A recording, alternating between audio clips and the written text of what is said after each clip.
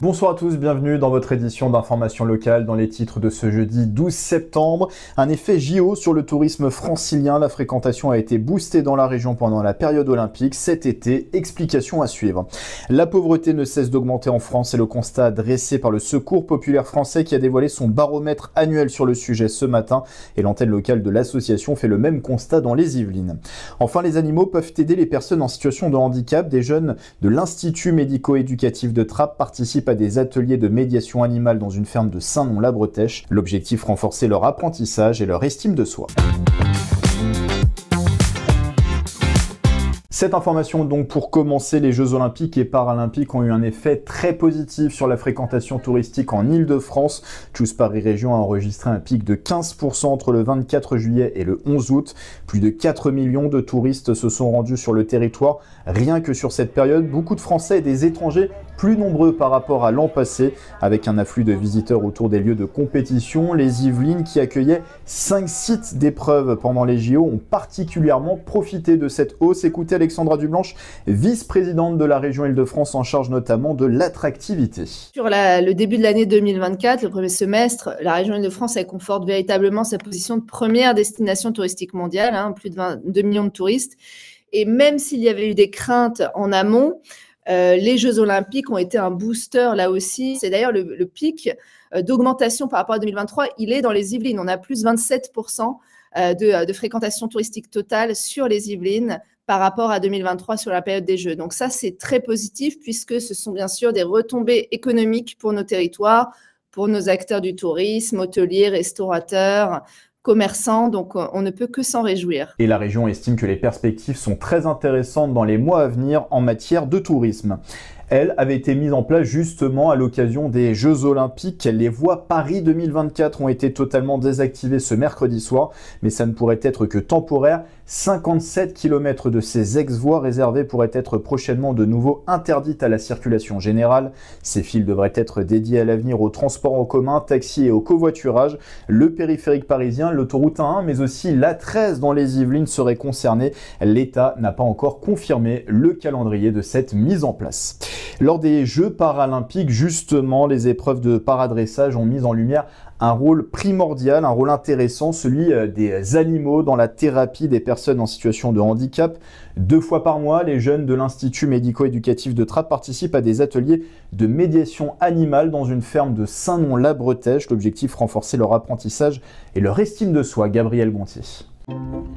Ils s'appellent Mamoudou, Ismat, Brahim et Andrea. Tous les 15 jours, ces jeunes de l'Institut médico-éducatif La Rencontre de Trappes viennent se ressourcer dans la ferme d'Aurore. L'objectif pour ces adolescents en situation de handicap, apprendre au travers de la médiation animale. Ouais. Au programme aujourd'hui, bilan de santé pour Moutarde, le cochon d'Inde. Qu'est-ce qu'on vérifie? Les pattes. Et plus particulièrement quoi sur les pattes? Qu'est-ce qu'il a au bout des Griffes. Les griffes. Alors on le regarde comme ça ou comment on fait d'habitude? Non, on fait comme ça. On le met sur le... Cocher. Ouais, on va le mettre sur le dos. Attention. Au travers des soins prodigués aux animaux, les jeunes sont sensibilisés à leur propre santé. C'est normal qu'ils perdent ses poils, mais en dehors des périodes de mue, il faut surveiller. Durant plus d'1 heure, le groupe va participer à la vie de la ferme en nourrissant les animaux et en s'occupant de leurs abris. Un sentiment de responsabilité pour les jeunes qui conforte l'estime de soi. J'aime bien travailler, j'aime bien voir les poneys aussi, les piquettes, tous les animaux, il y a des câlins. J'aime bien leur donner à manger. Ils font pas les choses pour eux, mais ils font les choses pour les animaux. Et c'est tout l'intérêt de leur présence. Ça nous permet de leur faire travailler tout un tas de choses et de leur apprendre aussi des choses qui leur sont bénéfiques pour leur quotidien plus tard.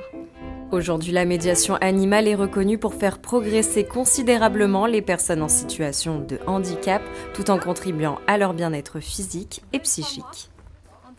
La pauvreté ne cesse de croître en France, c'est ce que révèle ce matin le baromètre annuel du Secours populaire français. 62% des personnes interrogées disent connaître ou avoir connu une situation de précarité, c'est 4 points de plus que l'an dernier et près d'1 parent sur 3 se priverait pour nourrir ses enfants.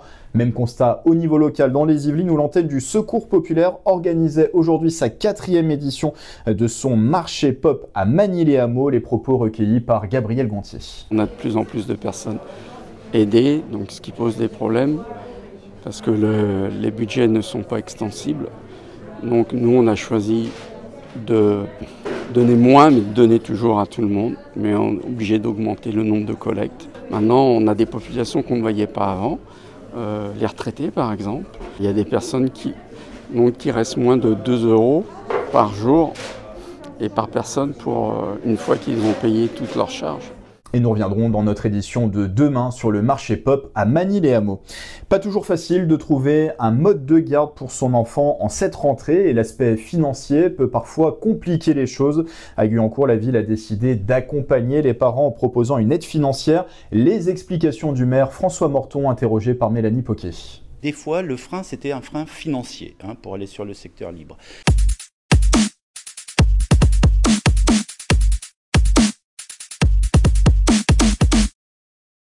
Nous avons créé donc cette nouvelle aide qui va venir en déduction des autres aides proposées par les autres partenaires sur le reste à charge, ce que l'on appelle le reste à charge à la fin.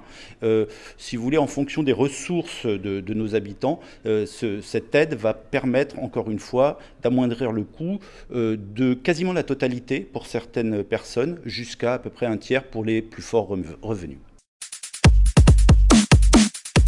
On s'apercevait, notamment lorsqu'il n'y avait plus de place dans nos structures municipales, qu'un certain nombre de parents guyancourtois étaient assez hésitants, alors soit par choix, parce qu'on préfère effectivement la collectivité, mais des fois le frein c'était un frein financier pour aller sur le secteur libre.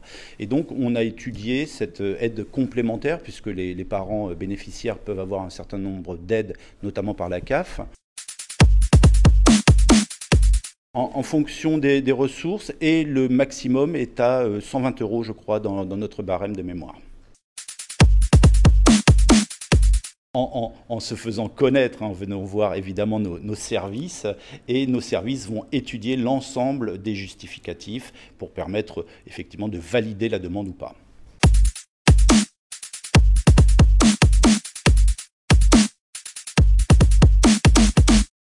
Avant de refermer ce journal, si vous empruntez la route nationale 10 dans le sud Yvelines, vous avez sûrement remarqué cette installation. Le 69e Festival de la Terre se déroule samedi et dimanche à Sonchamp, une fête de l'agriculture avec démonstrations, animations et produits du terroir. Près de 10 000 personnes sont attendues sur place. Voilà, c'est la fin de ce journal. Merci de l'avoir suivi. Très bonne soirée sur TV78.